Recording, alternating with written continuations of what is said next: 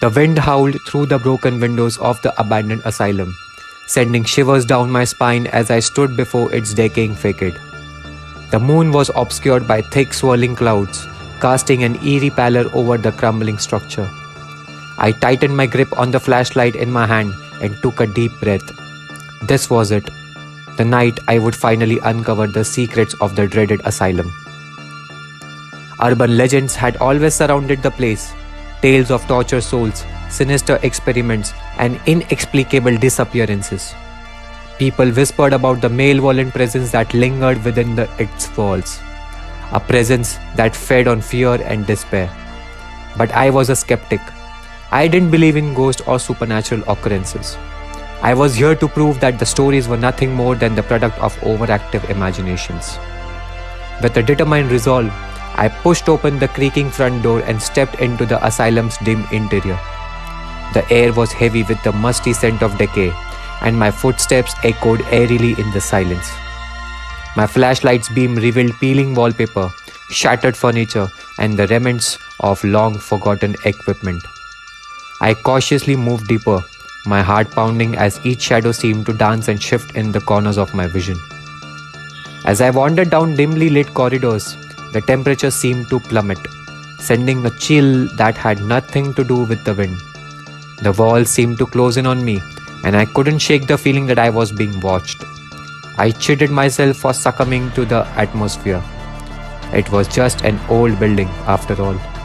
Yet, the sense of unease grew stronger with every step. I turned a corner and stumbled upon a room that sent a shiver down my spine. The walls were adorned with disturbing murals, depicting scenes of agony and torment. A cold sweat broke out on my forehead as I realized that these murals were not the work of ordinary vandals. They were too intricate, too sinister. The images seemed to writhe and shift as I stared at them, and a voice whispered in my mind, urging me to leave.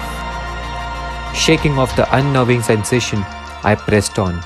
I had come here for answers, and I wouldn't be deterred by a few unsettling paintings. My exploration led me to a set of stairs that descended into darkness. I hesitated for a moment before descending, the beam of my flashlight revealing damp walls and the occasional scurrying of unseen creatures. The air grew colder, and a damp mist hung in the air.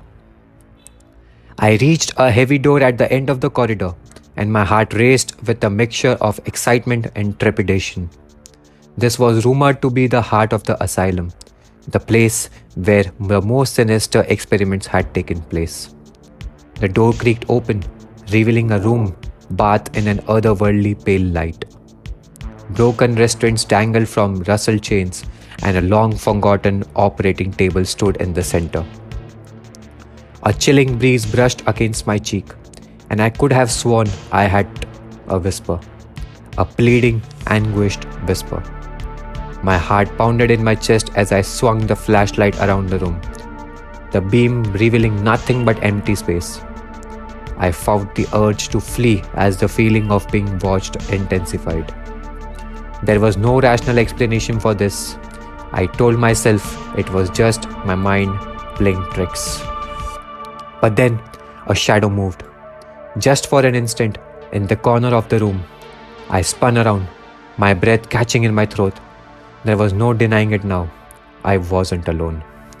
Panic surged through me as I backed towards the door, my flashlight trembling in my grip. The whispering grew louder, a cacophony of tormented voices that seemed to seep into my very bones. And then, a figure materialized before me, a silhouette of darkness and despair. It was as if the very essence of the asylum had taken form, a malevolent entity that hungered for the fear that pulsed through me. I couldn't tear my gaze away from its hollow eyes, its presence suffocating me, crushing me with the weight of centuries-old sorrow. I stumbled backward, my mind a whirlwind of terror. My footsteps echoed through the corridors as I sprinted towards the exit, the whispering and laughter of the entity echoing in my ears. I burst through the front door, gasping for air as I stumbled onto the overgrown grounds. The wind seemed to carry the haunting laughter with it, a chilling reminder that I had trespassed into a realm beyond my understanding. As I drove away from the abandoned asylum, the moon emerged from behind the clouds, casting an ethereal glow over the decrepit building. My heart still raced, and my hands trembled on the steering wheel. I had sought to disprove the legends, to confront my fears, but I had encountered something beyond explanation, something that had shattered my skepticism and left me with a chilling certainty that some truths were better left buried in the darkness.